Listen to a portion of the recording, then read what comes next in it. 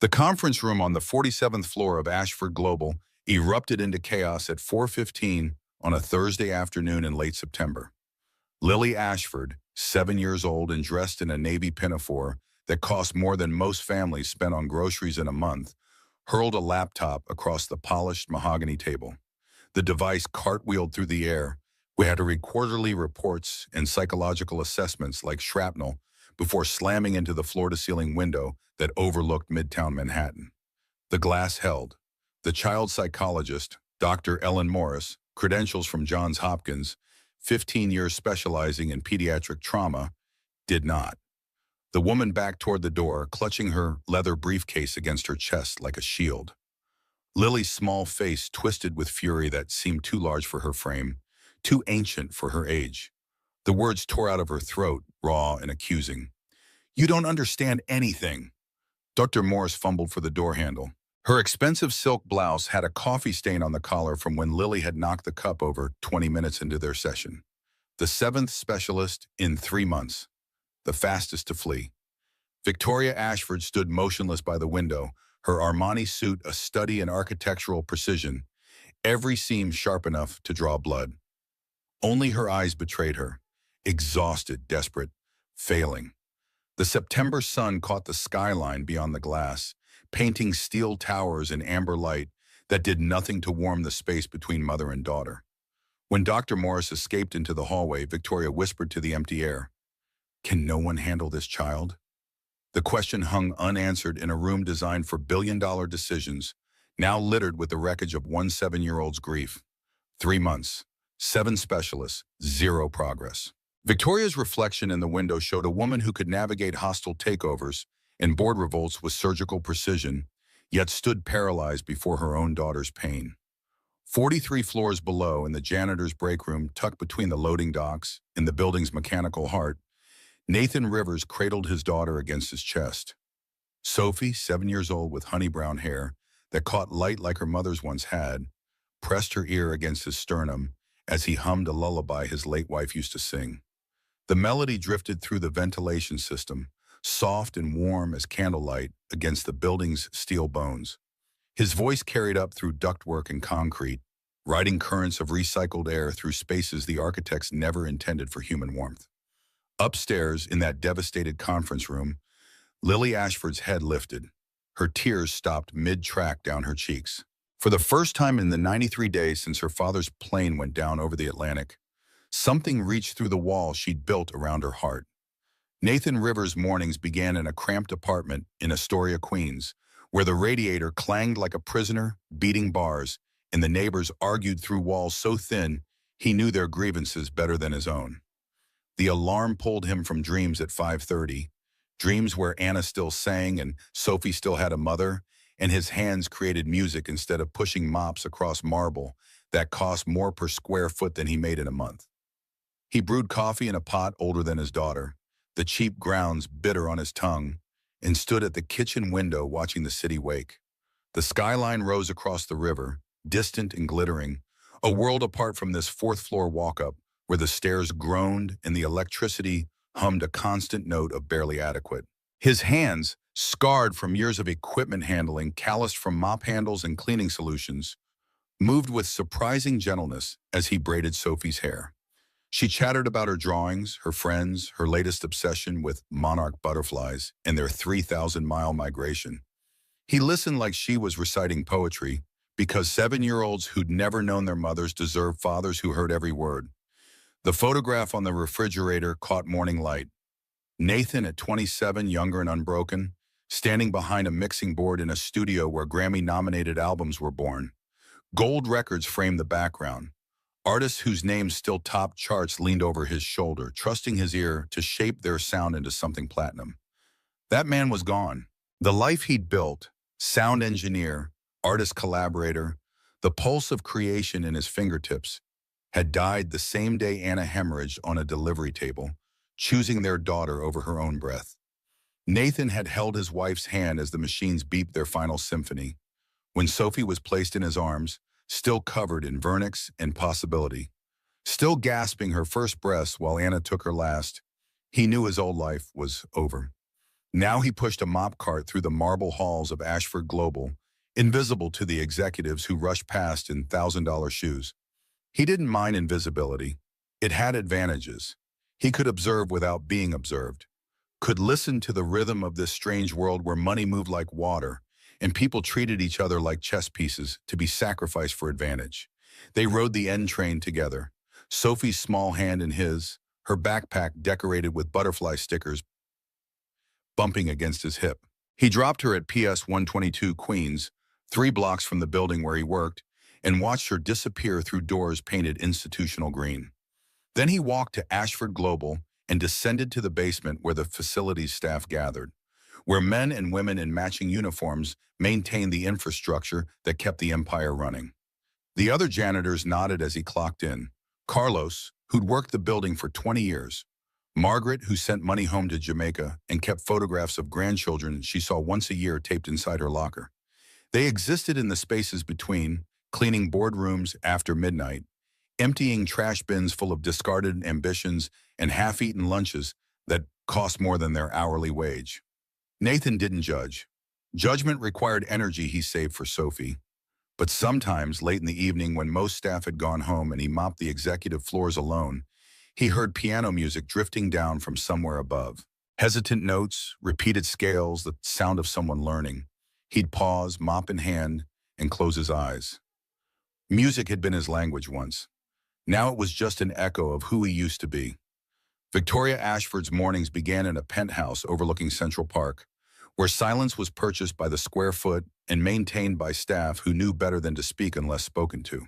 She woke at 5 without an alarm, her body conditioned by years of discipline to function on minimal sleep. 4 miles on a treadmill that cost more than most cars, her reflection multiplied in floor-to-ceiling mirrors that showed a woman who'd weaponized her own biology. Excellent bone structure from her mother's side, disciplined eating, strategic investments in skincare and dermatology. 33 years old but could pass for 26. Beautiful, successful, absolutely alone. The rainfall shower in her bathroom never quite washed away the exhaustion that lived beneath her skin. By 7, she sat in her office reviewing reports that judged the fates of thousands of employees she'd never meet. She signed contracts that moved millions, fired executives who failed to meet targets, approved mergers that made headlines in the Wall Street Journal. Her assistant brought meals she barely touched. Her phone buzzed with messages she answered in clipped sentences that brooked no argument. She was brilliant, ruthless, capable of building revenue by 28% in 2 years, while competitors floundered, and utterly incapable of reaching the daughter who lived 3 floors above her office in a private suite designed by child psychologists who'd never met a problem they couldn't solve until they met Lily Ashford. Emily had been Lily once, bright-eyed, curious about everything, the kind of child who asked why clouds floated and whether birds dreamed. That child had vanished the morning Victoria's phone rang with news that James's private jet had experienced catastrophic mechanical failure over the Atlantic. No survivors, no remains recovered, just wreckage scattered across cold water, and a 4-year-old girl who'd watched her mother answer that call, watched her mother's face go white as winter, watched her father leave for London and never return. Lily had stopped speaking after the crash, stopped smiling, stopped trusting that the world was anything but a place where people you loved vanished into smoke and salt water.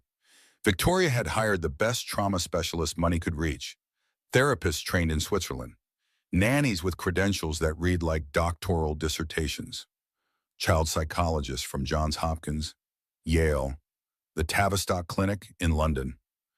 Lily had outlasted them all. She threw tantrums that left rooms destroyed, locked herself in closets for hours, stared at adults with eyes that saw through their practiced compassion to the fear underneath, the fear that this child was broken beyond fixing.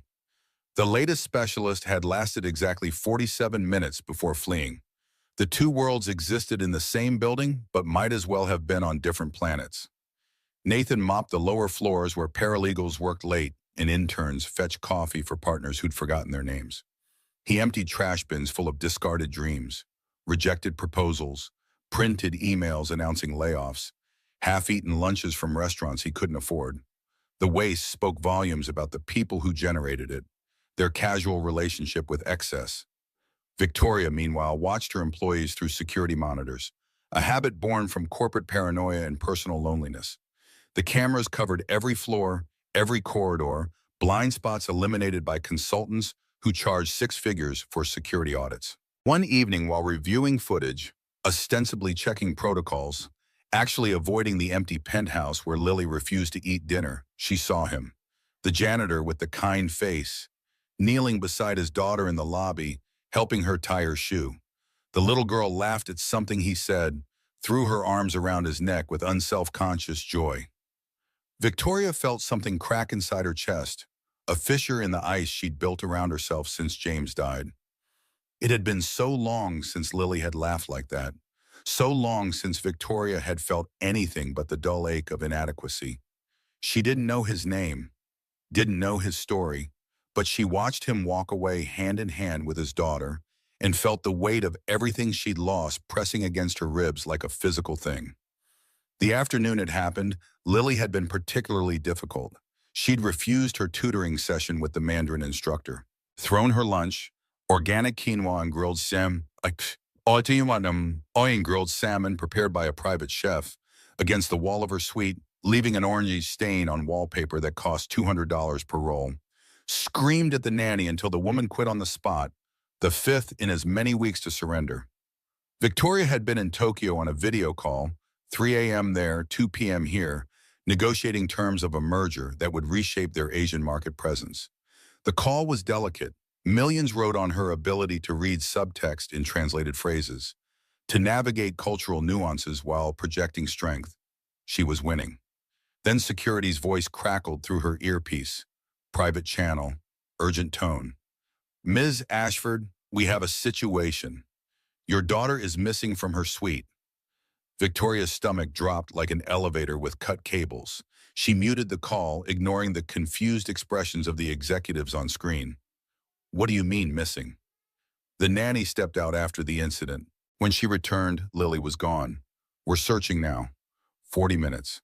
That's how long it took them to find her. 40 minutes during which Victoria abandoned the Tokyo merger and tore through the building on foot, taking stairs instead of waiting for elevators, her heart a drum against her ribs.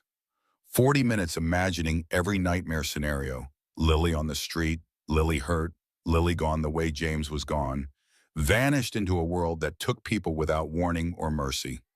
They found her on the 12th floor, in the janitor's break room that wasn't supposed to be accessible to anyone outside facility staff. Security protocols, badge access, all the expensive systems Victoria had installed to keep her daughter safe, rendered useless by a 7-year-old who'd observed patterns and exploited blind spots with the strategic thinking she'd inherited from both parents. Lily had known the shift change happened at 6:15, had watched custodial staff enough to memorize the service elevator code, 9472, had chosen the 12th floor because the security camera outside the break room had been broken for 2 weeks, a maintenance backlog issue that now felt like criminal negligence. She'd slipped through the gaps in their expensive net with the ease of water finding cracks. Nathan had been organizing cleaning supplies when the door burst open. A small tornado in a designer dress rushed in, wild-eyed and feral, grabbing his mop like a sword. His first instinct was alarm. This wasn't his daughter. Who was this child? Where were her parents? But then he saw the look in her eyes. Not fear, curiosity. The same expression that Sophie got when she discovered something new.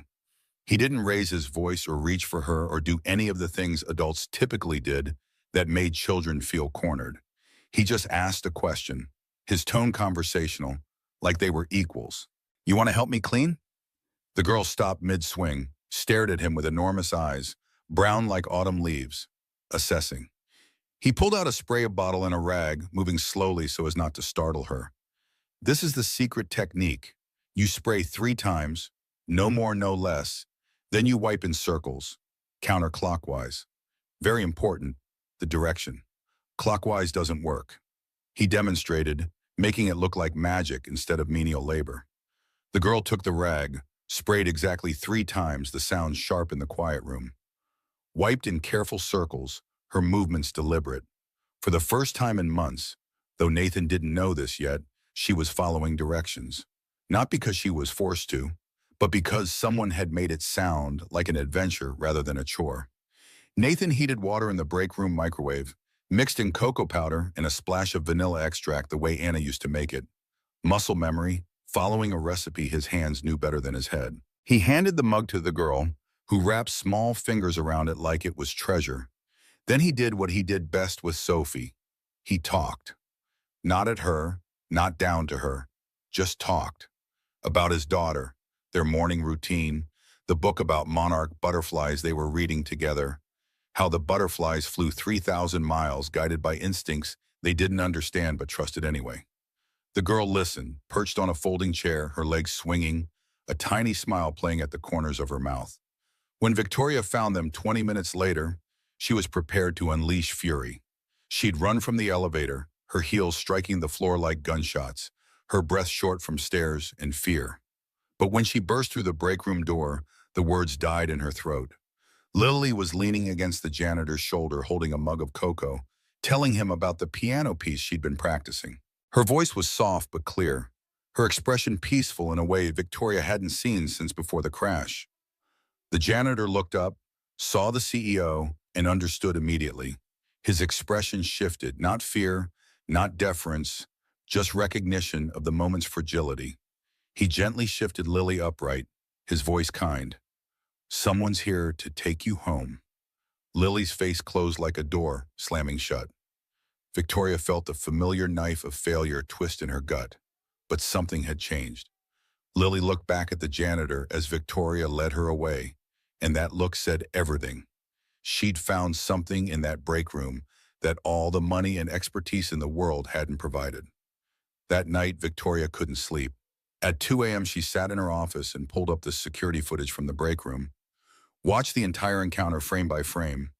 Watched this stranger, this janitor whose name she didn't even know, treat her daughter like a person rather than a problem. Watched Lily respond with trust instead of terror. And Victoria, who hadn't cried since James's funeral, who prided herself on emotional control that could freeze nitrogen, sat alone in her glass tower and wept. The next day, she did something unprecedented. She went to the basement level where the facility's staff gathered, a place she'd never visited in 8 years of running this company. Found him refilling his cleaning cart, looking tired but content. When she spoke, her voice came out harsher than intended, the CEO tone she couldn't quite turn off even when she wanted to. "I need to speak with you." He followed her to a small conference room, standing rather than sitting, maintaining the invisible line between employer and employee. Victoria got straight to the point because that's what she did, had always done, the only way she knew how to operate. "My daughter only talks to you. I don't understand why, but I'm offering you a temporary position. Help her communicate. Spend time with her. Just be whatever it is you were yesterday. I'll triple your current salary." Nathan was quiet for a long moment. She watched calculations run behind his eyes. Not greed, something more complex. When he spoke, his voice was steady. "With respect, ma'am, you can't buy what your daughter needs." Victoria's jaw tightened. The refusal stung more than it should have. Rejection in a form she wasn't accustomed to receiving. She tried again, the only tool she had. "Name your price." "There is no price." He said it simply, without judgment, but without surrender. "But if you're asking me to spend time with your daughter, I'll do it. Not for money, because no child should feel as alone as she clearly does." The words hit Victoria like a physical blow. Not cruel, he wasn't being cruel. Just honest. Honest in a way people hadn't been with her in years, maybe ever. Everyone wanted something from her. Money, influence, access. This man in a janitor's uniform was refusing what she offered and offering what she couldn't buy. She tried to regain control, to put this on terms she understood. "Then I'll create a formal position, benefits, a contract." He cut her off, polite but firm. "If this is about paperwork and liability, I'm not interested. Either you trust me or you don't." Standoff. Victoria, unused to anyone refusing her authority, her ability to shape the world through sheer force of will and capital. But he was right. This wasn't something she could contract. It required trust, the one currency she'd spent down to nothing since James died. Finally, she nodded. "After your shift ends, 1 hour daily. If Lily's uncomfortable, the arrangement stops. The arrangement caused immediate uproar. Senior executives whispered in elevators, their voices carrying that particular frequency of workplace gossip. HR submitted concerned memos about protocols and liability. Margaret Chen, the HR director, brought a stack of forms that needed signing. Background checks, insurance waivers, documentation to protect the company from lawsuits that might arise from allowing non-qualified personnel access to the CEO's minor child. Richard Cortez, senior vice president and heir apparent who'd been passed over when the board chose Victoria after James's death, made his position clear in a meeting with the CFO. 58 years old, silver-haired, with the kind of smile that never reached his eyes. She's losing it, David. First, the Tokyo delay because she had to handle a family emergency, and now she's hiring the janitor to play therapist. The woman's grief is compromising her judgment. David Park, CFO and Victoria's ally for the past 6 years, shifted uncomfortably. She's still delivering results. Revenue's up. For now, but board members are asking questions. How long before this affects the bottom line? Richard planted seeds carefully, positioning himself as concerned colleague rather than opportunist. But Nathan, mopping the floor outside that conference room, heard every word through the door they'd left ajar. Heard himself reduced to the janitor, his daughter invisible, his life a weapon being sharpened against the woman who'd asked him for help. Victoria overrode them all with the blunt instrument of her authority. She didn't explain or justify, just declared the arrangement approved and dared anyone to challenge her. They didn't, but the whispers continued, spreading through the building like mold in darkness. Nathan started coming to Lily's suite after his shift ended. No structured lessons, no therapy techniques from manuals written by people who'd never known real loss. He taught her to water the plants on the terrace, explaining how roots needed both water and air to breathe. Too much of either and they'd drown. He showed her how to organize her books by color, chaos into rainbow order, the satisfaction of visible progress. He brought his guitar, hadn't played it in 7 years, the case gathering dust in his apartment closet because music reminded him too much of Anna in studio sessions where they'd fallen in love between takes. But for Lily, he made an exception, taught her simple chords, her small fingers struggling to press the strings, his larger hands guiding hers until she found the notes. And he listened. When Lily talked about her father, haltingly at first, then in rushing sentences, Nathan didn't offer platitudes about heaven or time healing wounds. He just nodded, understanding in his silence. Missing someone never really stops, but it can become softer, like a stone in your pocket. You always know it's there, but it doesn't cut anymore. Lily understood that in a way the therapist's careful explanations had never reached. The grief didn't go away. She just learned to carry it differently. One afternoon, Victoria came to collect Lily for dinner and found her daughter asleep on the couch, her head resting on Nathan's shoulder. He'd been reading to her from a book about constellations, how ancient peoples had connected dots in the sky to make meaning from chaos. His finger was marking the place on the page, his other arm loose around Lily's shoulders. He looked up when Victoria entered, put his finger to his lips, the universal gesture for silence. Victoria stood frozen in the doorway. Her daughter hadn't slept peacefully in 3 months, had fought bedtime like it was an enemy, woken screaming from nightmares about planes falling from the sky. Now she slept like childhood should allow, peaceful, safe, trusting that the world would be there when she woke. Victoria felt something shift inside her chest. Not attraction, not yet. Something more fundamental. Recognition. This man had given her daughter something she'd been desperately searching for. The simple gift of being understood. That evening, after Lily was in bed, Victoria sat in her office and pulled up Nathan's employee file. The screen glowed in the dark office, numbers and dates telling a story in fragments. High school diploma, no college, previous employment, senior sound engineer, Platinum Sound Studios. Left 7 years ago, reason for leaving, family circumstances.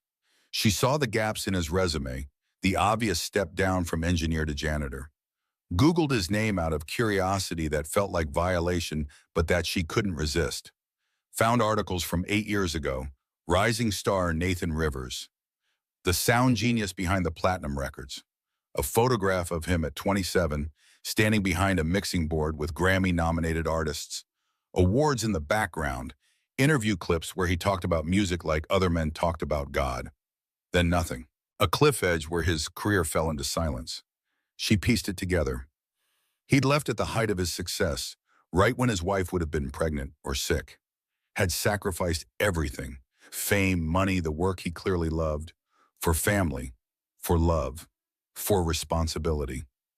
Victoria compared it to her own choices. She'd built an empire, lost her daughter in the process. The contrast was painful enough to make her close the laptop and pour herself a drink she didn't finish. The whispers started small but grew like mold in darkness. The CEO was spending too much time on the 12th floor. The janitor was always in her daughter's suite. People invented explanations that fit their understanding of the world. He must be after her money. She must be having some kind of breakdown, reaching for comfort in inappropriate places. The gossip spread through break rooms and happy hours, gaining detail and venom with each retelling. It reached the board of directors within a week. 3 of them requested an emergency meeting, men in their 60s who'd known James, who'd voted Victoria into the CEO position because she'd proven herself more ruthless than any of them. They sat across from her in the boardroom, concern written on faces that had never shown her concern before. "This looks inappropriate, Victoria. Your judgment may be compromised." Victoria's voice could have frozen nitrogen. "My judgment built this company's revenue by 28% in 2 years. When your judgment accomplishes the same, we'll discuss appropriateness." But the pressure mounted. Shareholders called with carefully phrased concerns. PR prepared crisis management strategies for scandals that hadn't happened yet, but that they could imagine with the precision of professional pessimists. Photographers from tabloids started lurking outside the building, hoping to catch something scandalous to sell to readers hungry for stories about the wealthy falling. Nathan heard about it from other employees, saw the looks he was getting from security, from colleagues who'd been friendly before and now avoided eye contact. One evening, he didn't show up to Lily's suite, or the next. By the 3rd day, Lily had stopped speaking again, the progress vanishing like it had never existed. Victoria found him in the parking garage about to leave, his old Honda Civic parked in the employee section far from the executive spaces where her Mercedes waited. She didn't care who saw, didn't care about protocols or appearances or what the board would say. She just walked up to him and spoke the truth. "You're leaving because of the rumors. I'm leaving because staying hurts your reputation. And maybe your daughter deserves better than a father figure who causes her mother problems." Victoria stepped closer. The parking garage smelled like oil and exhaust, fluorescent lights humming overhead, the sounds of the city muffled by concrete. "You did what dozens of trained professionals couldn't do. You reached my daughter. Don't you dare walk away because some bitter people can't understand that." Her voice cracked on the last word. Nathan looked at her and saw past the designer clothes and the authority to the desperate mother underneath, the woman who'd built walls so high she'd trapped herself inside them. "Please, she needs you." The last 2 words cost her everything. Victoria Ashford, who'd built an empire on never showing weakness, was begging a janitor not to leave. Nathan studied her face for a long moment, then nodded. "Okay, I'll stay." The night the storm hit, Emily was already on edge. The weather forecast had predicted severe thunderstorms, high winds, possible flooding. Everyone who worked with Lily knew what that meant. Her father's plane had gone down in a storm. Every crack of thunder was a trigger. Every flash of lightning, a traumatic reminder. Victoria canceled her evening meetings and stayed in the penthouse with Lily, watching her daughter curl into herself as the sky darkened. The first thunderclap sent Lily into a full panic attack, her small body rigid with terror, hands clawing at her own arms like she could tear the fear out through skin. Victoria tried to hold her, but Lily fought like a trapped animal, screaming, "The plane is falling! Daddy, the plane!" The on-call psychiatrist was 30 minutes away in traffic. Victoria tried techniques the therapist had taught. Count to 10, breathe deeply, ground yourself in the present, but nothing worked. Lily couldn't hear her, couldn't see her, was lost in a memory of the moment her world ended, reliving it with the vividness of trauma that never faded. Then Nathan appeared in the doorway, soaked from rain, still in his work clothes. He'd been leaving when the storm started, had known what it would do to Lily, and run back. Didn't ask permission.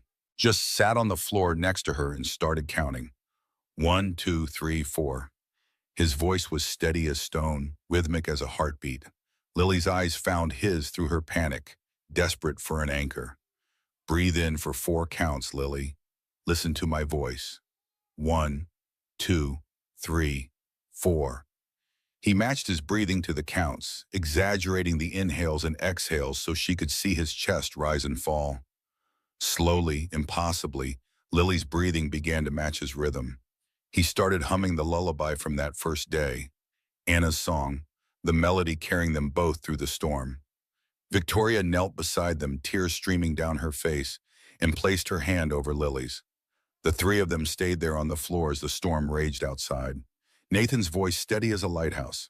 Lily's panic gradually subsiding. Victoria's walls finally crumbling.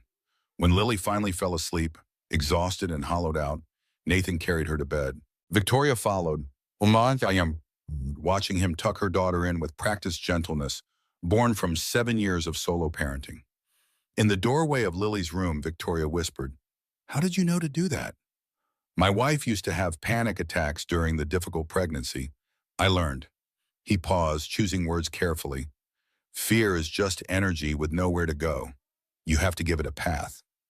Victoria looked at him, really looked at him for the first time, not as an employee, not as a convenient solution to her problem, but as a person who understood pain and chose kindness anyway. The conversation happened late that night, after Lily was deeply asleep and the storm had passed, leaving the city washed clean and glittering. Victoria poured 2 glasses of whiskey, expensive stuff she usually saved for closing deals, and handed one to Nathan. They sat in her office, the city spread below them like scattered diamonds, 2 people who'd become accidental allies. "My husband was on a business trip to London. Private jet. They said it was mechanical failure." Victoria stared into her glass, the amber liquid catching lamplight. "I've read the reports 100 times trying to find someone to blame. There was no one. Just bad luck and worse weather." She took a long sip, the whiskey burning down her throat. "James was the dreamer. I was the operator. He'd have these wild ideas about charity initiatives and sustainable investing, and I'd figure out how to make them profitable. We were a good team." Her voice dropped. "And then one morning I got a call. Suddenly I was alone with a 4-year-old who watched her father leave and never saw him come back. Lily used to be so bright, curious about everything. After the crash, it was like someone turned off a light inside her, and I didn't know how to turn it back on." She met Nathan's eyes across the space between them. "I'm good at business, at strategy, at making hard decisions, but I couldn't save my own daughter from her grief." Nathan was quiet for a long time. When he spoke, his voice carried the weight of the old pain that had been worn smooth by years. "My wife was a singer, Anna. She had this voice that could make you cry even when she was singing about grocery lists. We met at a studio session. I was mixing her demo. She sang a song she'd written about hope, and I fell in love right there behind the soundboard." He smiled at the memory, something genuine breaking through the exhaustion. "When she got pregnant, we were terrified and thrilled, but her blood pressure kept spiking. The doctors said bed rest, said it would be fine." The smile faded. It wasn't fine. She hemorrhaged during delivery. They had to choose her or the baby. She made the choice before they could ask me. Left a note with the nurse. "Save our daughter. Her name is Sophie. Tell her I'm in every song she'll ever hear." His hands tightened around the glass. "For the first year I was just surviving. Bottles and diapers and this screaming infant who needed so much. I had nothing left to give. Hated the world. Hated Anna for leaving me. Hated myself for being angry at her." He looked up, meeting Victoria's eyes. "But Sophie kept growing, kept changing. One day she smiled at me, really smiled, and I understood. Anna's last gift wasn't just our daughter. It was the choice to keep loving even when it hurts." Victoria's tears fell openly now, salt tracks down carefully made-up cheeks. "I don't know how to do that. I shut down after James died. Threw myself into work because numbers don't leave you. Markets don't crash in planes. I thought I was protecting Lily by being strong, but I was just hiding." "You're not hiding anymore." Nathan's voice was gentle. You're here, you asked for help. That's not weakness. That's love. The words hung between them, profound in their simplicity. Victoria realized she hadn't talked about James, really talked, not the sanitized version she gave journalists, since the funeral. This janitor with kind eyes and calloused hands had given her something she didn't know she needed: permission to be human again. The silence stretched, comfortable and uncomfortable at once. Outside, the city glittered. Inside, two people sat with their grief between them like a third presence, acknowledged and bearable because shared. Nathan stood first, setting down his empty glass. It's late. Sophie's with a neighbor. I should go. Victoria stood too, the moment ending, but something having shifted between them that neither could name yet. Thank you. For tonight. For Lily. For this. At the door, Nathan turned back. Victoria, Ms. Ashford, he fumbled, having used her first name accidentally, the intimacy of the conversation making formal address feel wrong. Victoria is fine when we're like this. He nodded and left quickly, both of them aware that something had begun that they didn't have words for yet. Victoria stood alone in her office, touching the window where his reflection had been moments before, whispered to the glass, "What am I doing?" Across the city, Nathan sat in a cab with his head in his hands, thinking the same thing. But the next morning, Richard Cortez reviewed the security logs and noted that Nathan Rivers had arrived at the executive level at 7:50 p.m. and left at 11:30. Made a note in a file he was building. Smiled slowly to himself. Interesting. 2 months dissolved into a pattern that felt inevitable, like water finding its level. Nathan arrived at the penthouse at 5:30 each evening, Lily waiting by the window watching for him. Sophie visited twice weekly, the girls inseparable within minutes, building elaborate games that spanned days. Victoria found herself extending business dinners to get home earlier, declining invitations that would keep her away past 8 when Nathan typically left. The transformation in Lily was undeniable. Full sentences became paragraphs. Laughter returned, tentative at first, then genuine. Piano practice shifted from obligation to joy. But Victoria noticed other changes too. The way she watched Nathan's hands demonstrate guitar chords, how her breath caught when he smiled, the hyper-awareness of his presence that had nothing to do with gratitude.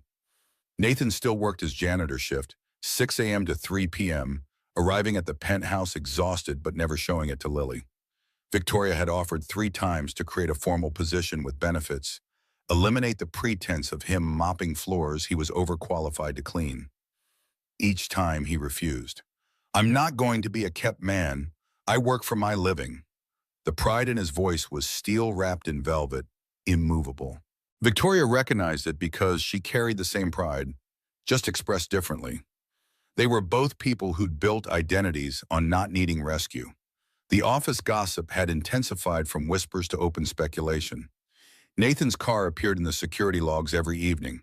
People noticed the CEO leaving earlier, smiling more, the Ice Queen thawing in ways that made longtime employees exchange significant glances.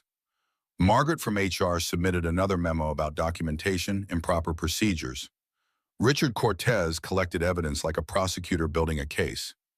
Victoria ignored them all with the blunt force of her authority, but the pressure built like steam in a sealed container. She couldn't sleep one December night, her mind refusing to quiet. At 2 a.m., she opened her laptop and typed Nathan's name into Google, telling herself it was due diligence, knowing it was something else. The search results hit her like cold water. YouTube video from 8 years ago. Nathan at a Grammy Awards after-party, standing with artists whose albums went platinum. Articles from industry magazines, the sound genius behind the hits. Interview clips where young Nathan talked about music with the passion other people reserve for religion. His hands moved as he spoke, shaping sound in the air, explaining how he captured the space between notes where emotion lived. She found their engagement announcement. Nathan Rivers and Anna Chen, her face luminous with joy. Wedding photos on a blog that hadn't been updated in 7 years. Intimate ceremony, both in jeans, guitar, and microphone as centerpieces. The last professional mention, Platinum Sound Studios parts ways with Nathan Rivers. No explanation, just silence where a career had been. Victoria pieced together what the gaps meant. He'd walked away from Grammy nominations and 6-figure contracts right when Anna would have gotten sick. sacrificed everything at the moment most people were reaching their peak. She thought about her own choices, the clients she'd prioritized over Lily's bedtime, the deals closed while missing school events, the empire built on absences. The comparison cut deep enough to draw blood. The next evening when Nathan arrived, Victoria couldn't contain herself. "Why didn't you tell me?" Nathan set down the guitar case, wariness entering his expression. "Tell you what? That you were famous, that you gave up a Grammy-level career." His face went carefully blank, the kind of blank that meant fury held under tight control. Did you investigate me?" "I Googled you. Public information." "No." His voice was quiet but hard as diamond. "You dug into my life. This is exactly what I was afraid of." "Afraid of what?" "Being treated like a charity case, like you need to fix me along with your daughter." "I don't need saving, Ms. Ashford." The formal address stung more than the anger. Victoria's own temper rose to meet his. "I was trying to understand you. You know everything about me, my husband, my failures as a mother. I know nothing about you except what you choose to share. That's called boundaries. You don't get to buy access to my past because you're curious." "I wasn't buying anything." "God, is that what you think of me? That I commodify everything?" Nathan's jaw worked, honesty fighting with restraint. "Don't you? You tried to triple my salary first day, tried to create a position for me. You solve problems with money because that's the only tool you trust." The accuracy of it landed like a punch. Victoria struck back on instinct. "And you solve them with judgment. You walk around here thinking you are morally superior because you're poor and I'm rich. You decided I was a bad mother before you even knew me." The words hung between them, both breathing hard, both recognizing they'd hit truths that couldn't be unsaid. Nathan's voice dropped, losing its edge. "You're right. I did judge you. I saw the suits and the money and assumed you didn't care about Lily. I was wrong." Victoria felt her anger deflate, leaving exhaustion in its wake. "And I do try to control things with money. It's what I'm good at. How I feel less helpless. I'm sorry I invaded your privacy." The silence stretched. Nathan moved to the window, looking out at the city lights. "I left the industry because Anna needed me. After she died, I couldn't. Music was ours. Playing it felt like moving on without her. Like betrayal." "But you played for Lily." "Because Lily needed it more than my grief needed protecting." Victoria crossed the room slowly, standing beside him at the window. Their reflections ghosted in the glass, two people trying to bridge a gap wider than money or class. "I envy you, the choice you made. I've spent Lily's whole life choosing work over her, telling myself I was building her future. But really I was avoiding being present in her present." "You're present now, that counts." Their eyes met in the reflection, held longer than professional distance allowed. Both looked away simultaneously, the moment too charged to sustain. "I should check on the girls." Nathan left the room quickly, and Victoria stood alone, wondering when concern had become something more complicated, more dangerous. Week 14 brought the Christmas shopping trip. Lily insisted both Victoria and Nathan come to FAO Schwartz to help choose Sophie's gift.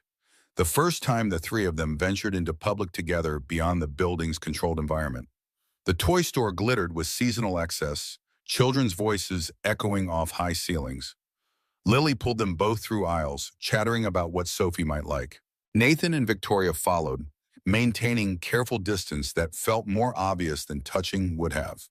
At the stuffed animal section, Lily pointed to a plush monarch butterfly. Nathan and Victoria reached for it simultaneously, their hands colliding, fingers overlapping for 3 seconds too long. The sales clerk smiled at them. "Your daughter has wonderful taste." Neither corrected the assumption. In the silence after, the lie of omission felt heavier than truth. Victoria bought the toy despite Nathan's protest, watching his pride war with practicality. Outside, over hot chocolate at a cafe while the girls sat at another table giggling, Nathan's frustration surfaced. "I'm not comfortable with this. You buying things, us pretending to be—" He stopped, unable to finish the sentence. "Pretending to be what? A family, or something?" Victoria's chest tightened around words she couldn't say. "Would it be so terrible if we were?" Nathan looked at her with something raw and unguarded in his expression. Yes, because I'm a janitor and you're a billionaire, and when this ends, Lily and Sophie lose each other. I won't let Sophie be hurt because I couldn't keep perspective. What makes you so sure it would end? Because fairy tales aren't real, Victoria. The use of her first name softened the cynicism, made it sound like regret instead of dismissal. Week 15 brought Michelle Torres, the new executive assistant, 28, efficient, beautiful in the way that made heads turn. She brought Nathan coffee one evening when she saw him arriving, touching his arm while she laughed too loud at his polite responses. Victoria watched from her office, irrational jealousy burning in her chest like acid. Later, she snapped at Michelle over a minor scheduling issue, her voice cold enough to frost glass. Your job is assisting me, not socializing with visitors. Michelle looked confused and wounded. Victoria dismissed her, then sat at her desk recognizing the truth. She was jealous of a 28-year-old flirting with a man who wasn't hers, had never been hers, couldn't be hers. Week 16 arrived with Sophie's dental emergency. Nathan took a call in the hallway, his voice tight with stress Victoria recognized from her own financial calculations. I know the specialist costs more. Just schedule the appointment. I'll figure it out. Victoria had overheard enough to understand. Later, when Nathan returned, she tried to help. I couldn't help hearing. Let me help with Sophie's dental work. Call it a bonus or, no, absolutely not. The refusal was sharp enough to cut. Nathan, this is your daughter's health, which makes it my responsibility, not yours. I've been handling Sophie's life for 7 years without rescue. This isn't about pride, it is about pride. It's all I have left. Please don't take that too. He walked away before she could argue further. Victoria stood in the empty hallway, feeling the distance between their worlds like a physical barrier. Later, she donated anonymously to a charity providing pediatric dental care, ensured Sophie qualified for their program. When Nathan told her days later that Sophie's treatment was covered, Victoria smiled and said nothing, a small kindness she could offer without wounding his pride. The New Year's Eve Gala was Ashford Global's annual tradition, started by James to raise funds for arts education in public schools. Victoria attended because it was expected, wearing a silver gown that cost more than Nathan made in 6 months. Lily begged to perform, had been practicing a piano piece for weeks. Victoria agreed without knowing Nathan would be involved. Sophie had visited Nathan the week before with a request impossible to refuse. Daddy, Lily needs you for her performance. Please come back. He'd been staying distant after their argument about money, protecting them both from complications he saw forming. But Sophie's earnestness broke through his defenses. Your mom, Victoria, she's been through enough because of me. But you love her, and she loves you. I heard her tell Aunt Sharon on the phone. Nathan's heart stopped. Sophie wasn't supposed to have heard that conversation, Victoria's voice raw and honest in a way she never was at work. Lily needs you, Daddy, and I think Ms. Victoria does too. One last time, he told himself, for Lily. Then he'd step back if that's what Victoria needed. The concert hall at Lincoln Center glittered with Manhattan's elite, the same people who'd whispered about scandal while writing checks for charity. Victoria moved through the crowd with practiced grace, her smile never reaching her eyes. Richard Cortez watched from across the room with a date young enough to be his daughter, his expression predatory. The children's showcase began, young musicians displaying the fruits of the programs Ashford Global funded. Victoria was preparing to leave when the announcement came. Next, Lily Ashford, age 7, performing an original composition. Victoria's head snapped up. Lily hadn't told her she was performing, hadn't mentioned original composition. Her daughter walked to the piano, terrified but determined, and spoke into the microphone. This is called Where Love Still Lives. My friend's daddy taught me. It was his wife's favorite song. Victoria's breath caught. Anna's song, the one Nathan had hummed that first day in the break room. Lily's fingers touched the keys, the melody simple and haunting, clearly the work of someone who'd written from grief, transformed into hope. She made mistakes, hesitated, fear visible in the set of her small shoulders. Then guitar joined from backstage, the chords supporting and strengthening. Nathan walked out with the instrument Anna had loved, offering Lily what he'd offered Victoria, presence without demands, support without control. The audience gasped, recognizing the scandal made flesh. But Nathan's eyes found only Lily. Under his steady presence, she grew confident, found her rhythm. The music swelled with a beauty that transcended technique, the raw honesty of a child processing loss through art. Victoria's tears fell unchecked as Nathan shared the most precious piece of his grief to help her daughter heal.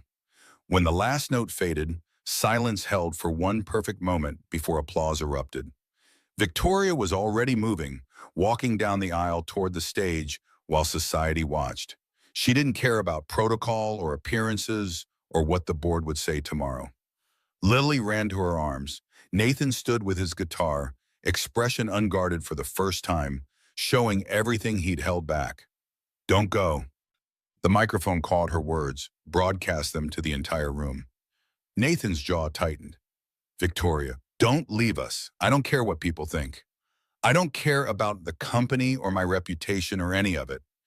You taught me how to be human again. Lily needs you." Her voice broke on the admission of her own need, the words she couldn't quite say in front of hundreds of witnesses. Nathan set down the guitar, crossed to her, aware of every eye watching, every phone recording. "Are you sure? Once this moment is public, there's no taking it back. The scandal gets worse. The pressure increases." Victoria cut him off. "I'm resigning in 6 months. Already decided. I'm starting James's foundation. Real this time. For kids who lost parents. Life's too short to spend in boardrooms when I could be making real difference." Nathan stared at her, this woman who'd just thrown away everything she'd built, and felt his own walls crumbling. "I choose this, I choose us. If you'll have me." But Nathan pulled back physically, putting space between them even as something in his chest cracked open. "Now I leave before this gets worse. Lily needs a stable mother more than she needs me complicating your life." He walked off the stage, leaving Victoria alone as midnight approached and the year turned over. She stood frozen, the applause dying, aware she'd just declared herself publicly and been rejected in front of everyone who mattered. Lily clung to her legs.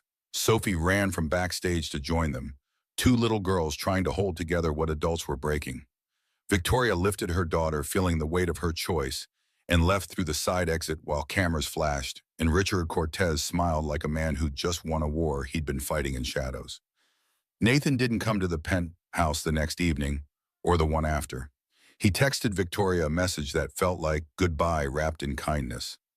"Need time. Still here for Lily if she needs me. But stepping back from daily visits." Lily asked for him every day, her confusion bleeding into regression. Not as severe as before Nathan, but the light had dimmed. Victoria respected his space while dying inside, knowing she'd pushed too hard, too fast, too publicly. 10 days later, the photograph appeared. A tabloid had captured them at the gala, Nathan and Victoria on the dance floor, faces inches apart, his hand at her waist, her eyes closed like a woman in prayer. The caption dripped innuendo, "Grieving widow finds comfort in building janitor's arms." The story was fabrication built on fragments of truth. Anonymous sources claimed the affair had been ongoing for months, that Lily was being used as cover, that employees had reported inappropriate conduct. The photograph went viral, shared across social media, with commentary ranging from romantic to vicious. Victoria's phone exploded with calls from board members, investors, PR consultants preparing for damage control. The company's stock dipped 3% on speculation about her stability. Major news outlets picked up the story, giving it legitimacy through repetition. Nathan became a target, reporters showing up at his apartment building, photographers following him to Sophie's school, colleagues who'd ignored him suddenly having opinions about his character and intentions. The worst came from within Ashford Global. Richard Cortez called an emergency board meeting, his presentation surgical in its precision. Charts showing Victoria's distraction, the Tokyo merger delay, missed quarterly reviews, decisions made without proper consultation. He never mentioned Nathan by name, just painted a picture of a CEO whose personal grief was compromising professional judgment. "I'm suggesting we lighten her load, take over some responsibilities, temporarily, for the good of the company and for Victoria herself." 3 board members sided with him immediately. The CFO, David Park, wavered under pressure. The vote was scheduled for the following week. Nathan made his decision in a parking lot in Queens, sitting in his car after dropping Sophie at his sister Sharon's farm upstate. He couldn't let Victoria lose everything because of him. Couldn't watch her daughter regress, his daughter harassed, both their lives destroyed by a connection that society refused to allow. He wrote a letter to Lily explaining that some people were scared of things they didn't understand, that she was stronger than she knew, that sometimes the bravest thing was letting go. Then he drove to Victoria's office at midnight when he knew she'd still be there, working because work was how she handled pain. She looked up when he entered, hope and fear warring in her expression. "I'm leaving, tonight, taking Sophie to my sister's place for a while." "No." The word came out sharp, desperate. "Running proves their narrative, Nathan. Staying destroys yours. You have to choose the company, or whatever this is between us, and you should choose the company. Lily needs a stable mother more than she needs me." He pulled an envelope from his jacket, the letter for Lily. "I wrote this for her. Explains I'm not abandoning her, that she's stronger than fear." He set it on her desk, the paper a white flag of surrender. "Victoria, I'm not in your world. I never was. You need to choose your empire or me, and you should choose the empire."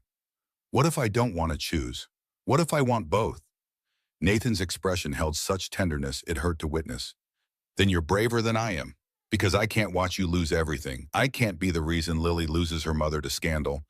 I won't gamble with my daughter's future for my feelings."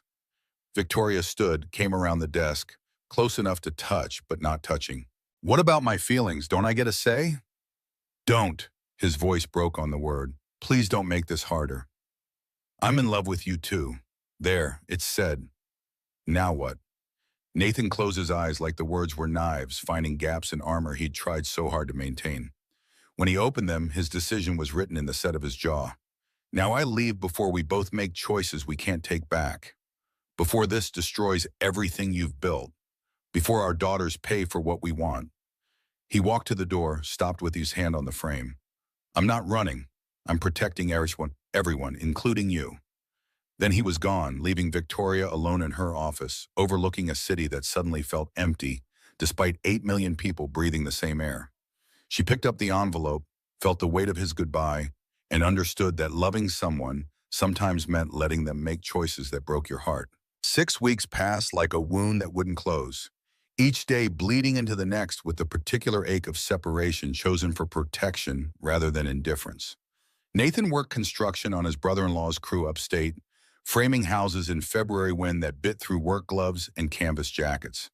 $15 an hour cash, paid at week's end, enough to contribute to Sharon's household and buy Sophie's school supplies, but not enough to rebuild the life he'd left behind in Queens. His hands remembered different work, mixing boards and frequency curves, not nail guns and 2x4s. The muscle memory of creation versus the repetitive labor of construction. At night, his fingers ached from hammer strikes and cold, a different pain than the cramping he'd gotten from long studio sessions, but pain nonetheless. Sophie adjusted with the resilience children carry like invisible armor, making friends with her cousins, charming Sharon's neighbors, excelling in the small-town school where being new made her interesting rather than suspect. But every morning she asked the same question. "When are we going home, Daddy?" Nathan had stopped promising soon because he didn't know if home existed anymore, or if he'd destroyed it by running.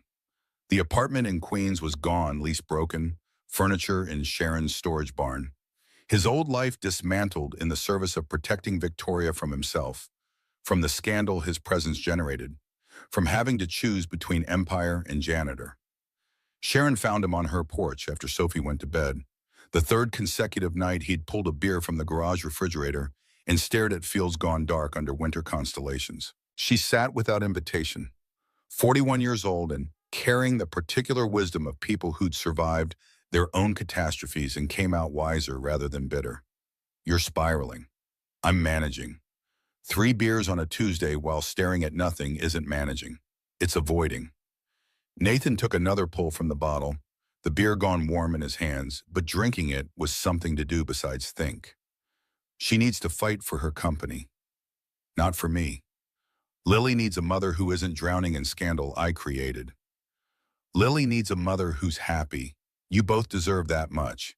And from what Sophie tells me about their video chats, Lily's regressing without you.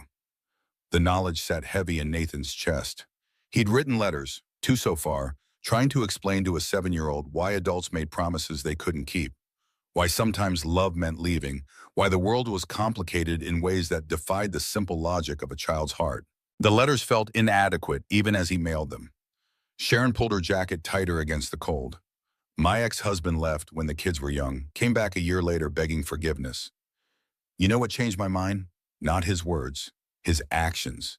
He'd gotten therapy, joined an AA, actually addressed the things that made him run, showed me changed behavior, not promised change. I didn't run because I'm broken. I ran to protect her. You ran because you were scared. Of the scandal, of not being enough, of her choosing her empire over you. So you made the choice for her. Took away her agency in the name of protection. The accuracy of it stung worse than the cold. Nathan stared at distant lights from neighboring farms, processing truth he'd been avoiding. What if I go back and she's moved on? Built walls I can't get through? Then at least you tried. But Nathan, from what Sophie says, Victoria's not moving on. She's fighting. For the company, for Lily, for the foundation she's planning. Maybe she's fighting for you too, and you're just not there to see it.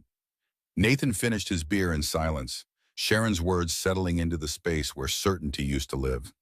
The letter arrived on a Tuesday, delivered through Victoria's assistant with the careful formality of someone trying not to intrude.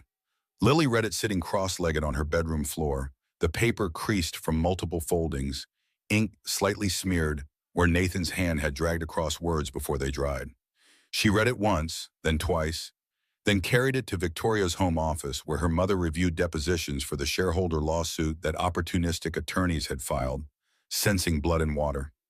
Victoria looked up from legal documents dense with accusations and saw her daughter holding that envelope like it contained the secrets of the universe. Why did Mr. Rivers leave? Victoria removed her reading glasses, buying time to formulate an answer that was true without being crushing. Because people were saying cruel things. He thought leaving would make my life easier. But he promised he'd stay. He told me he wasn't going anywhere. The betrayal in Lily's voice cut deep. Victoria had no defense that wouldn't compound the wound, so she tried a different truth. Sometimes adults make promises intending to keep them, then circumstances change in ways they didn't anticipate. It doesn't mean the promise was a lie. Lily's expression hardened with an anger Victoria recognized from mirrors, from board meetings where someone tried to manipulate her with careful language. That's what grown-ups say when they mean they change their mind. He changed his mind about us. The simplicity of that accusation landed like a stone. Victoria pulled Lily into her lap, this 7-year-old who'd learned too young that the world took people without warning and that promises were fragile things easily broken by fear. He left because staying made my life complicated. People were saying terrible things about both of us. He thought leaving would protect us from scandal. That's stupid. We're supposed to protect each other.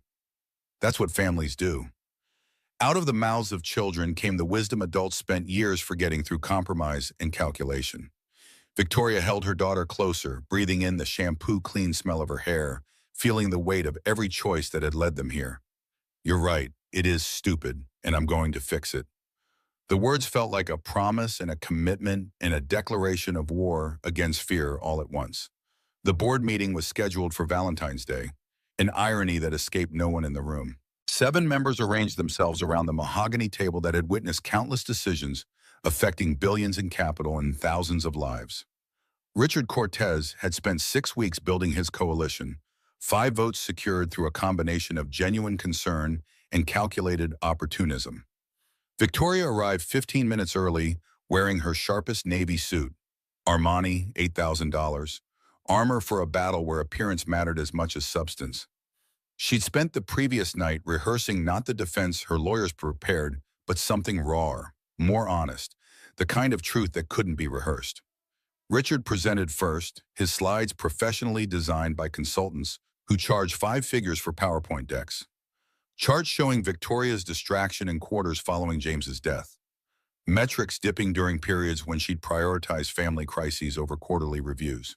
Testimony from executives who'd noted her emotional volatility, the unprecedented decision to allow non-qualified personnel access to her minor child. He never mentioned Nathan by name, just painted implications in broad strokes. A CEO compromised by grief, a leader whose personal entanglements affected professional judgment, a woman who needed support and rest, not condemnation, which made his proposal sound generous rather than predatory. I recommend a 6-month leave of absence. Victoria retains her board position, her equity, her voice in major decisions. I serve as interim CEO. We stabilize the company while allowing our colleague to heal from trauma that would break anyone. 3 heads nodded immediately, board members who'd never fully accepted a woman in the CEO role, who'd voted for her after James's death because the alternative was outside hiring, but had always viewed her tenure as temporary. David Park, the CFO and Victoria's ally for 6 years, shifted uncomfortably but said nothing. His silence was its own betrayal. Victoria's turn came with her career balanced on the edge of a decision already half made. She stood without notes, abandoning the prepared defense her attorneys had crafted over billable hours, speaking instead from the place Nathan had taught her to access. I've led this company through my husband's death, a pandemic that shut down global markets, 2 corrections that wiped out competitors, revenues up 28% under my tenure, customer retention 94%, highest in our sector, employee satisfaction at record levels despite industry-wide turnover. She met each board member's eyes in turn, holding their gaze until they looked away.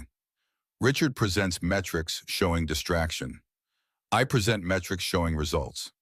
You want to remove me, not because I've failed this company, but because of whom I spent time with. Not performance failures, not fiduciary breaches, personal judgment about my private relationships. Her voice dropped into the register she used when negotiations reached their final stage. If this board votes based on my personal life rather than professional merit, you're not protecting the company. You're protecting outdated ideas about class and propriety that have nothing to do with our bottom line or shareholder value. Richard interjected smoothly, his tone conciliatory but his words sharp.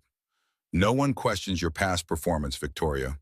We question your current capacity given ongoing personal stress that's become public scandal. The tabloid coverage, the social media commentary, the shareholder lawsuit, these aren't theoretical concerns. They're affecting our stock price and client relationships. The Texas investment firm that dropped us did so because the lead partner is Richard's golf buddy and saw an opportunity to curry favor. The stock dip recovered within a week. The lawsuit is frivolous ambulance chasing that our attorneys will dismiss on summary judgment. Victoria pulled out her phone, projected her screen onto the boardroom display without asking permission. Emails from clients expressing support, internal surveys showing employee morale unchanged, contracts signed in the past month totaling $120 million in new revenue. I've continued performing at the highest level while managing personal challenges. That's not weakness. That's exactly the resilience this company needs in leadership. The vote proceeded with parliamentary efficiency designed to disguise brutality. 4-3. Victoria retained her position by a margin thin as razor wire. But victory came with conditions that felt like defeat. Monthly board reviews instead of quarterly. Ethics Oversight Committee, with veto power over certain decisions. Mandatory disclosure of any personal relationships that might affect judgment. She'd won the battle and lost autonomy, kept her title while having her authority neutered by men who couldn't forgive her for being human while female, for needing help while powerful, for loving someone their prejudices said she shouldn't. Richard smiled graciously in defeat, already calculating his next move. David Park couldn't meet her eyes when the meeting adjourned. Victoria returned to her office and closed the door, leaning against it in the silence of her glass tower, and understood that winning this fight meant losing something more important than a corporate title. She sat at her desk and opened a new document, typed 8 words. Letter of Resignation, Victoria Ashford, Chief Executive Officer. Stared at them for 10 minutes while Manhattan glittered below, indifferent to one woman's crisis of priority and purpose. Then she started writing. The resignation would be effective in 6 months. enough time to transition leadership and protect the company she'd built from the chaos of sudden departure. Not Richard, the board would hire from outside, someone without the baggage of internal politics and failed coups. But not her either. Not anymore. She spent the next 2 weeks researching foundations for grieving children, programs that help kids process trauma through art and music and community. James had dreamed of this before the Atlantic took him, had talked late at night about using their wealth for something more meaningful than quarterly earnings. Victoria would build it in his memory and Anna's, for Lily and Sophie and all the children who'd learned too young that love didn't guarantee permanence. The decision felt like shedding skin she'd outgrown, painful in the way growth always was, liberating in ways she hadn't anticipated.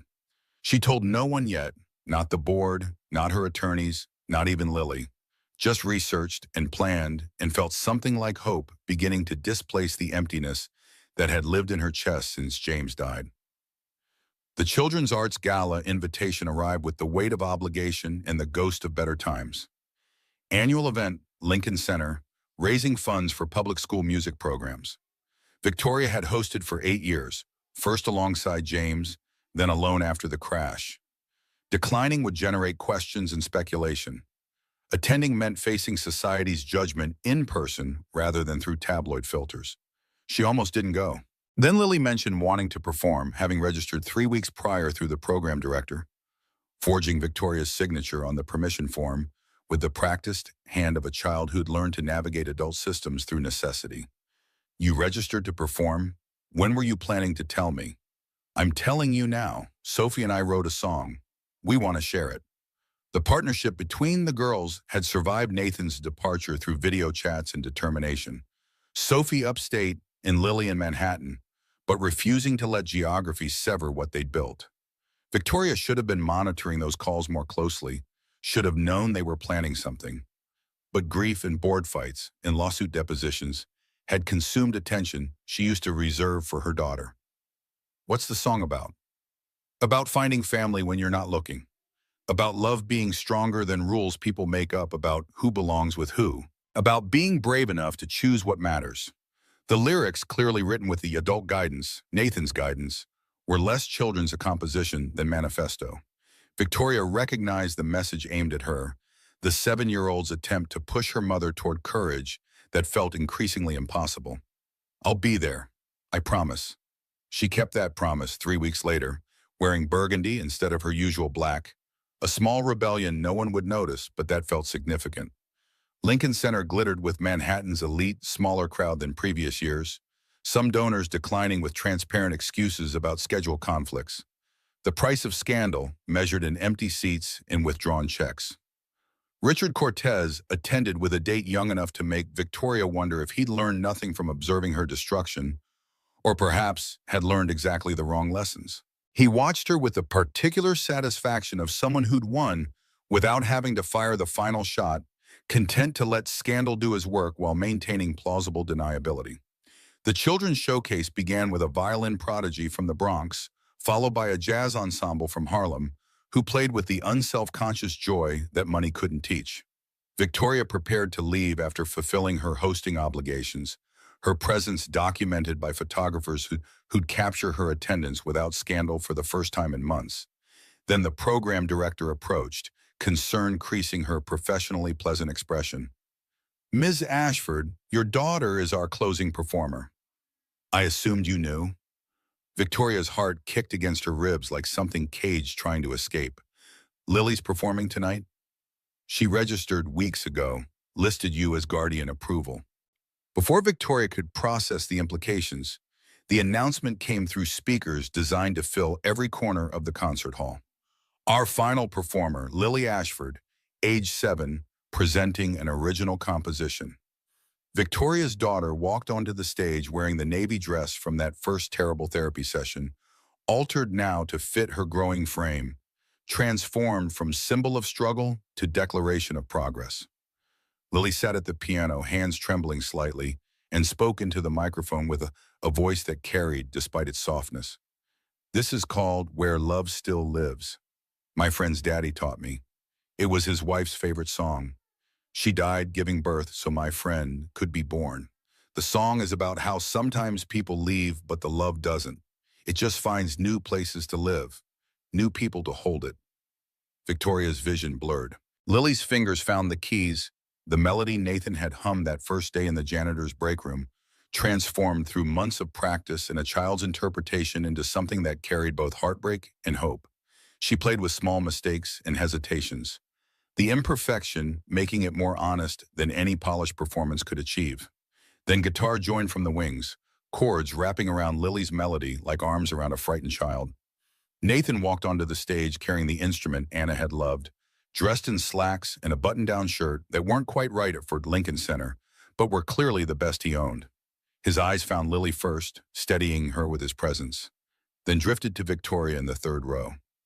Everything he'd held back showed in that glance.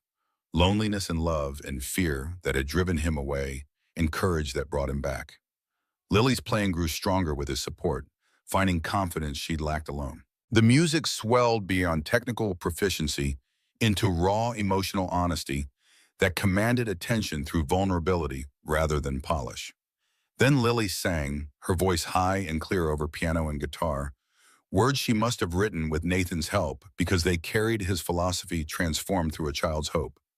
When the sky turns dark and the world feels cold, there's a light that stays, a hand to hold.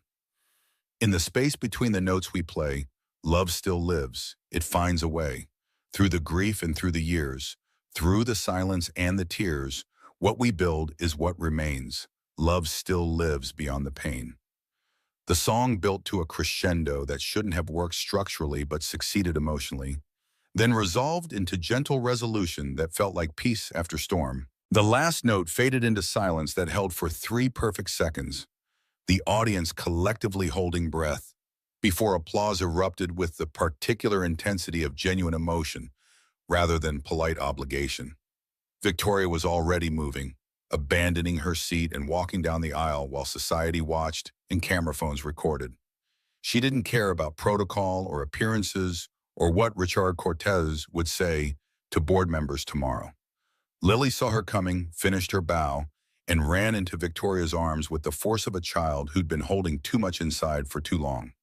Nathan stood stage left with his guitar, expression completely unguarded for the first time since that night in Victoria's office when he'd chosen protection over presence. His face showed everything now, the weeks of missing them, the fear that he'd stayed away too long, the hope that maybe courage wasn't too late. Victoria spoke before thinking, before fear could reclaim control, the words catching the microphone Lily had left on and broadcasting to every corner of the concert hall. "Don't go, not again." Nathan's throat worked, swallowing words that wouldn't come. Victoria shifted Lily to her hip and walked toward him, closing the distance between them with steps that felt like crossing continents. "Don't leave us again. I don't care what people think. I don't care about the company or the board or any of it." Her voice carried to the balconies, to the cameras, to Richard Cortez, whose expression shifted from satisfaction to concern as he recognized the narrative escaping his control. "You taught me that showing up matters more than status. That presence is worth more than any empire. Lily needs you. I need you. Please stay." Nathan set his guitar down with careful precision, buying seconds to process what she was asking in front of hundreds of witnesses and countless more who'd see this on social media within the hour. He crossed to her, stopping close enough to touch but not touching, hyper-aware of every eye watching, every phone recording. "Are you sure? Victoria, once this moment is public, there's no walking it back. The scandal intensifies. The pressure increases. Your board just gave you conditions." She cut him off with truth she'd been rehearsing in empty offices and sleepless nights. "I'm resigning. 6 months, already drafted the letter. I'm starting James's foundation for real this time. For kids who lost parents too young. Lily inspired it. You inspired it. And I'm done choosing empire over family." Nathan stared at her, this woman who'd just chosen him over everything she'd built, and felt the walls he'd constructed for protection crumble into dust. "I'm terrified. I have no job, no apartment, $200 in savings and debt from Sophie's dental work. I'm not bringing financial security or social status or anything except—" Victoria kissed him, cutting off the litany of insufficiency with lips against his, uncaring that 1,000 people watched and recorded and judged. When she pulled back, her voice was fierce. I don't want financial security from you. I want you to teach our daughters that love matters more than money, that character matters more than status, that being present is worth more than being powerful. Our daughters, you said our daughters. They've been ours since the break room. We were just too scared to admit it. Nathan pulled her close with one arm, the other reaching for Lily, the three of them forming a unit on the stage while applause built from scattered individuals to collective roar. Sophie appeared from the wings where she'd been waiting with Sharon, launching herself at the group with 7-year-old enthusiasm. 4 people on the stage, 2 broken families choosing to become something new. The applause was deafening, some genuine, moved by the raw honesty of the moment, some scandalized, witnessing the CEO publicly choosing the janitor. All of it irrelevant to the people at the center who heard only each other. Richard Cortez left through a side exit, his careful campaign reduced to ash by a public declaration he couldn't spin. 3 board members who'd supported Victoria smiled with genuine warmth, recognizing courage where others saw scandal. The moment crystallized into permanence through cameras and social media, but the people living it noticed only each other and the choice they'd just made in full view of the world. Backstage, away from microphones and witnesses, Nathan found his voice again. I meant what I said. I'm not bringing anything practical. Sharon's letting us stay with her until I find work, but I don't know how long that'll take after being blacklisted. Sophie needs stability. I can't promise.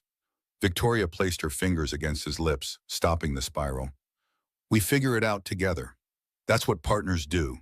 You handle daughters and music and teaching me how to be human. I handle logistics and foundation building and unlearning corporate thinking. We combine what we're each good at. What if I'm not good enough? What if the girls need more than I can give? They need you to show up. Everything else is secondary. Sophie's voice carried from the green room where Sharon was supervising. Daddy, Lily wants to show me something. Can we go to the roof garden? Nathan looked at Victoria, asking permission he didn't quite need but wanted because they were building something new that required different rules than the ones they'd lived by before. Go. I need to make a few calls anyway. Let the board know about my resignation before they see it on social media. You're really doing this. Leaving the company. I already left in every way that matters. The resignation just makes it official. They stood close in the narrow backstage corridor, the sounds of the gala continuing beyond the walls, their daughters' voices echoing from somewhere above. Nathan traced the line of Victoria's jaw with one calloused finger, the gesture both tender and claiming. I love you, in case the public declaration didn't make it clear. It was fairly obvious, but hearing it never gets old. He kissed her again, softer this time, a promise rather than proclamation, then went to find their daughters while Victoria pulled out her phone and composed the text that would change everything. 6 months passed like water finding its level, each day settling into patterns that felt inevitable once chosen, but had seemed impossible from the other side of fear. The foundation consumed Victoria's transition period from Ashford Global, the work of building something from vision into functioning reality more challenging than managing an established empire. She'd underestimated everything. The complexity of nonprofit regulations and grant applications, the difficulty of hiring staff who believed in mission over salary, the skepticism from donors who wondered if this was vanity project from a failed CEO or genuine commitment. The first 3 months brought more rejection than success, more doubt than confidence, more nights when Victoria questioned whether walking away from corporate power had been courage or foolishness. Nathan worked construction through spring while interviewing for positions he was overqualified for, but that no one would hire him for because scandal clung like smoke. The blacklist was real and comprehensive, industry whispers spreading faster than corrections. He contributed what he could financially, his pride chafing against Victoria's practical insistence that they pool resources, that marriage meant sharing burdens, not tracking who owed what. They married in April at City Hall, paperwork and promises witnessed by Sophie and Lily and Sharon, who cried happy tears. No registry, no reception, just dinner at a Brooklyn restaurant where the pasta was homemade and the staff didn't care about social position or tabloid history. Small because intimate mattered more than impressive. Meaningful because chosen rather than performed for benefit of others. The foundation finally found its footing in month 5 when a New York Times feature writer did a deep dive on their programming, interviewing families whose children had been helped, documenting outcomes with the kind of rigor that separated legitimate nonprofits from tax shelters. The article ran front page of the Metro section, accompanied by photographs of Nathan teaching guitar to a boy who'd lost his mother and Victoria meeting with school administrators about program expansion. Funding followed credibility.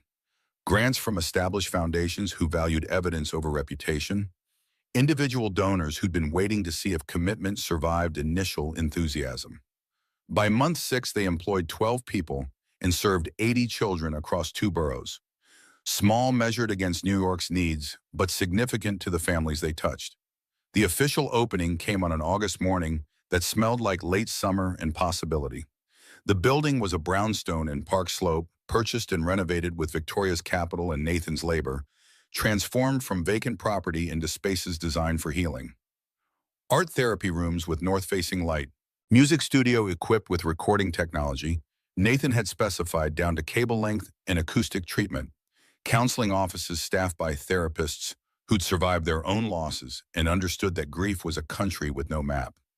Victoria arrived at 7 because old habits died hard, wearing jeans and a foundation t-shirt instead of Armani, her hair pulled back in a ponytail, makeup minimal.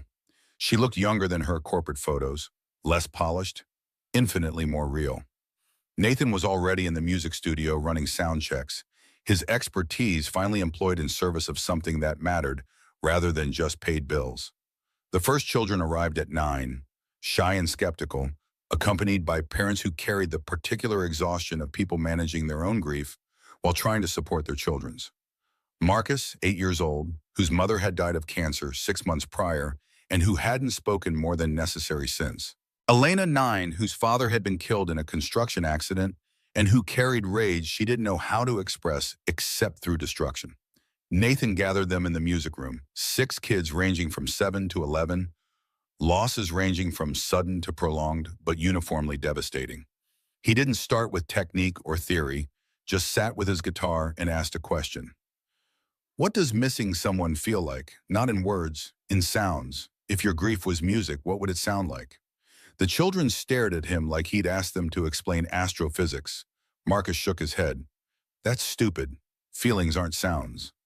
Aren't they? What sound does anger make? Elena answered immediately, her voice sharp. Loud, like drums. Good. And sadness? Quiet, like rain. Exactly. So if you miss someone, what's the sound? They thought about it, these children who'd been told to express feelings in words they didn't have, now given permission to express them in music that didn't require vocabulary.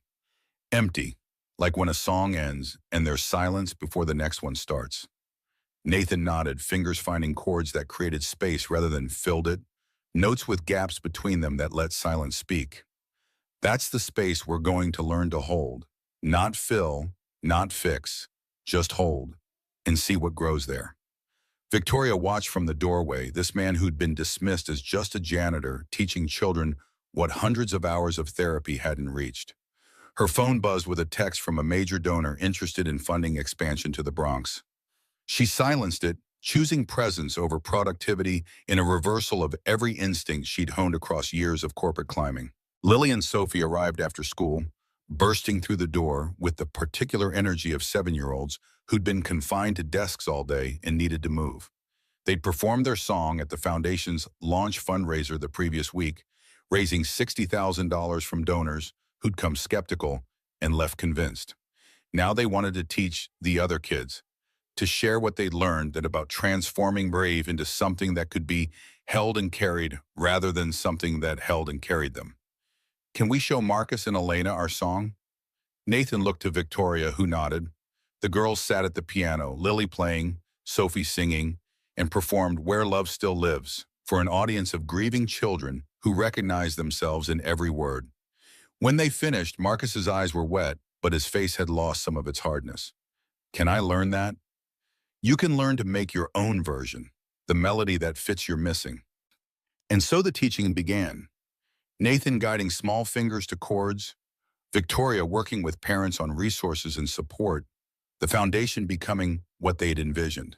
A place where grief was met with presence rather than platitudes, where children learned they weren't alone in their loss, where healing happened through community rather than isolation. As afternoon dissolved into evening and families departed with promises to return, Victoria found Nathan in the music room putting away instruments. He looked tired but satisfied, the exhaustion of meaningful work rather than the depletion of labor for survival. How was it? Really? Better than I hoped, harder than I expected. Those kids have been through hell and they're so young. But you reached them. I watched Marcus's face during the lesson. That's the first time his mom says he's shown interest in anything since the funeral. Nathan wound guitar cables with the practiced efficiency of thousands of repetitions, muscle memory from a life that felt both distant and foundational. One good day doesn't mean we've fixed anything. Grief isn't a problem with a solution. It's a condition you learn to live with. I know, but you're teaching them how. That's more than anyone else has done. He crossed to her, wrapping her in arms that smelled like guitar strings and the particular sweat of physical work. They stood together in the empty studio while Brooklyn moved around them. Two people who'd found each other across an impossible distance and chosen to build something meaningful from their combined brokenness. I love you, our weird, complicated, imperfect life. It's pretty good, isn't it? It's everything I didn't know I needed. Above them, through the brownstone's old windows, Sophie and Lily's laughter carried from the roof garden where Sharon supervised their play. Two girls who'd lost parents and found each other, who'd brought broken adults together through their need for healing, who represented the future the foundation existed to serve.